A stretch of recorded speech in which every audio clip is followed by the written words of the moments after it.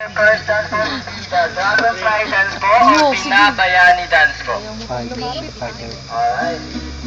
Whenever the idol see the dragonfly swarming around po, it indicates the arrival of the rainy season. In the rainy season po, it's also a planting season po.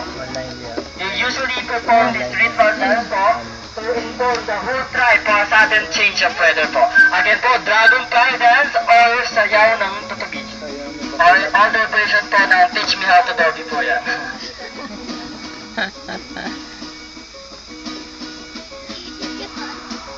Again, dragonfly dance ay or sayaw ng tutubi.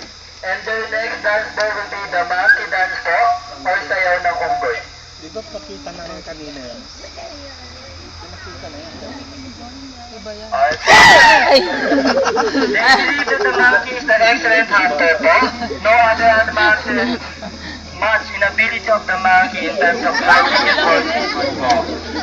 This kind of dance po is usually performed by a young man in the form of training po. Again, monkey dance or sayaw ng unggoy. Okay, and their final dance po is no longer in the form of movements of some animals po, rather in the form of wild dance po, or sa Binabayani dance po.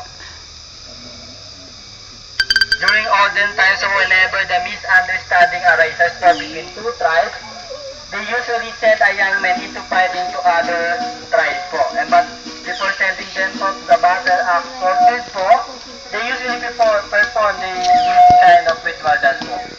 To ask guidance to their God called Apo na Mangyari po. To lead them in a mysterious fight or to resolve the problem in a peaceful manner po.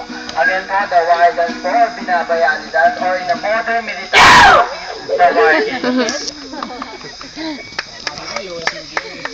Alright, that will be the end of their humble but short presentation made by a native Aita po. If you want to give them po something, they have a donation basket po over here. Okay then? Alright, then please do stand up na po. Let's proceed to our last and final attraction, the Crocoloco po. Alright, stand up na!